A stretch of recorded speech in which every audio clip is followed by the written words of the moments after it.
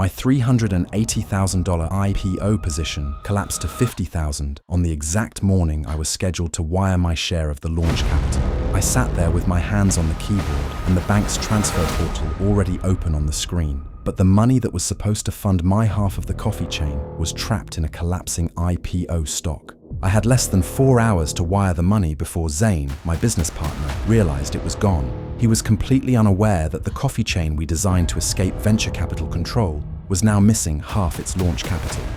The stock was down again before the market even opened. By noon, we were supposed to move the capital into the business account and trigger the lease deposit.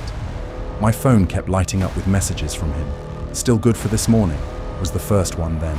"The agent wants confirmation before lunch. Then, call me when you can." I did not call because I had no sentence that could survive leaving my mouth. 7 months earlier, I was just a 35-year-old strategy consultant at a tech firm building my business fund. It was the foundation of the only plan I had if my industry kept cutting people like numbers on a spreadsheet. The forum was not a get-rich-quick forum, and that mattered because if it had been, I would have ignored it from the start. It was a business forum for people trying to start real companies without begging venture capital firms to own their lives. The first IPO story I noticed came from a guy building a dental software startup. He wrote that he had tripled part of his founder capital in a tech listing, sold inside 30 days, and used the gain to avoid taking investor money. I read the post, closed the tab, and then opened it again 10 minutes later. I was not interested because short-term IPO hype was not my world. My money was boring on purpose. S&P index funds and a few growth stocks I understood, but the sentence stayed with me. Avoided taking investor money. That was the hook. Not greed, but control. At work, layoffs were no longer rumors. Managers were going quiet, colleagues disappearing from Slack, and leadership was too obsessed with efficiency. I still had my job, for now, but every strategy meeting felt like I was helping sharpen the knife that might eventually be used on me. The business was supposed to be my exit before someone else chose my ending. I wanted to test the idea first, with money I could afford to lose, before jumping straight into the business fund. I found an AI infrastructure IPO that looked credible enough. I kept the test to 10 shares, small enough to walk away from without feeling it. When the allocation came through, I remember feeling almost silly for how nervous I was. Then the stock opened and just kept climbing. I sat alone in my office and actually laughed, not because I had made anything meaningful, but because the fear going in was so much bigger than the actual result. 30 days later, I sold with nearly 80% gain. That should have been the end of it. A lucky result, and a reminder that small risks can still stay small. Instead, I was doing math I had no business doing, how much a properly sized allocation would generate for the business capital. I told myself one more move was all it would take. A single allocation, sized for the business fund, held for a few months, then pulled out before anyone knew the money had moved. A bridge, essentially, between where the business capital was and where it needed to be. The next major tech IPO was exactly the kind of opportunity I had been quietly hoping would appear. The coverage was serious, and the people talking about it were people whose judgment I respected. Analysts I followed were calling it the most significant listing of the year. Directors at my firm were discussing the allocation in hallways where they usually talked about quarterly targets. The more I heard, the more the early hesitation I felt started to look like the same overcaution I had wasted on the test position. I pulled up the S1 filing late one night, then the final prospectus. The revenue numbers were strong, but the prospectus was pricing the company as if the next 3 years had already closed. The market was being asked to pay tomorrow's victory in cash today. I remember leaning back in my chair and whispering, "Too expensive." Then I stayed on the page for another hour, because walking away would have meant trusting my first answer. I was good at advising executives to trust uncomfortable analysis, but with my own money, I started looking for a second opinion. That second opinion came from proximity. My private client advisor said demand was extremely strong. The financial press kept framing the listing as a test of the tech market. Nobody promised me anything, which made it easier to pretend I had not been influenced. I knew valuation was not supposed to disappear just because the company was famous. I also knew I did not need the story to be true forever, only long enough to exit with my business fund. Zane did not like it when I brought it up. He did not yell, which made it worse. He just went quiet. Then he said, "Why does a man who spent 2 years refusing dilution suddenly need a stock he didn't know about 3 weeks ago?" I told him, "It won't touch your capital. I'm only moving my own portion." He looked at me and said, "And if it drops?" I told him I had liquidity buffers, that the timing was manageable, that I had modeled the downside. He waited until I finished. Then he said, "We are not raising money from Wall Street by accident." He paused, then added, "This business cannot start with a hole we are pretending is temporary." I nodded like I agreed. For a few days I almost did.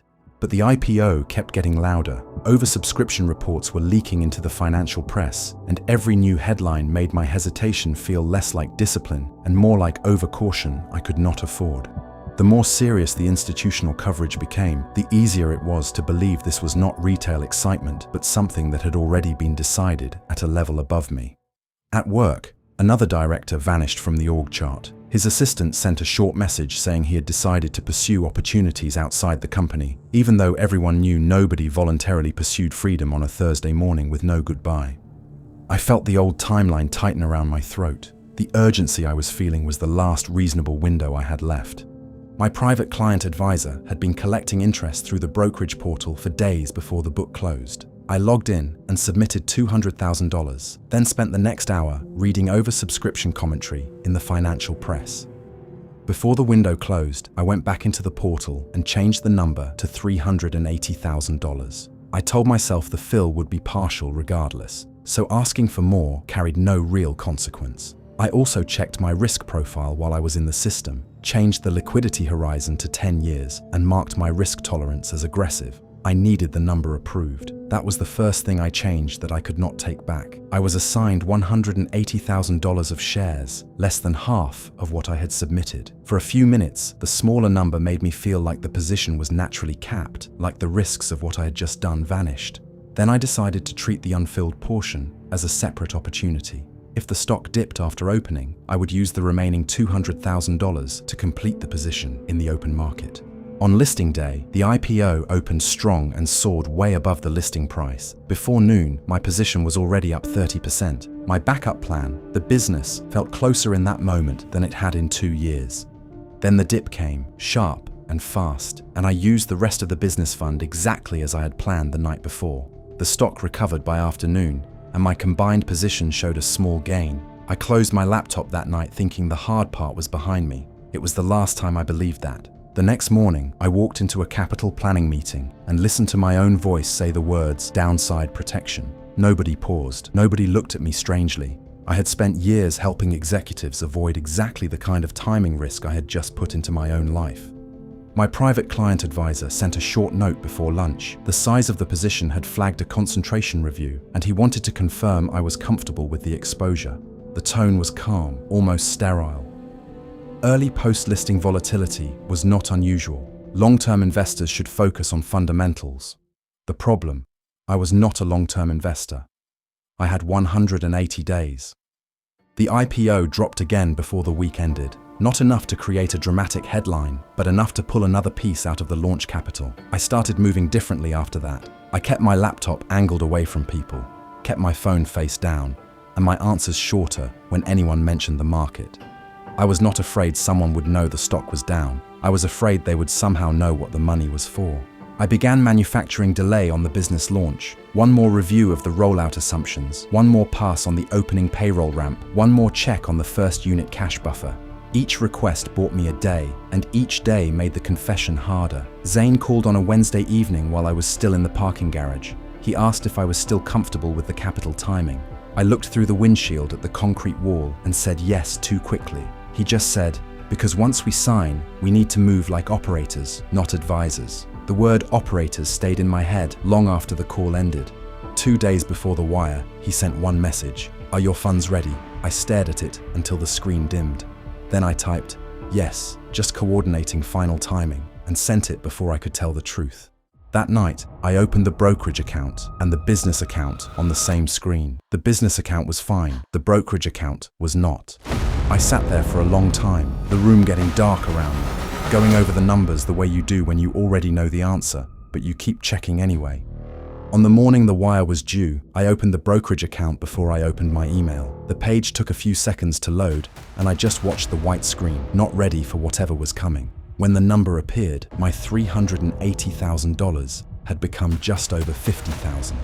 I did not take my hands off the keyboard. I could hear the AC running above me, but the back of my shirt was already damp. Zain called again, but this time I did not speak quickly enough. He said my name, and I knew from the way he said it that he had already started to suspect something was wrong. And then I said it. I have a liquidity problem. The phrase came out polished and disgusting. He asked, "Is the money available?" I looked at the account, then at the lease document, then at the agent's message. I said, "No." There was a long silence. I could hear him breathing through the phone, and that somehow felt worse than anger. Then he asked me where the money was. I told him it was in the IPO. I did not say I had invested it, because invested sounded ridiculous at this point. I did not say I had gambled it, because I was still too much of a coward to use the right word. He did not shout. He just said, "You used the chain capital?"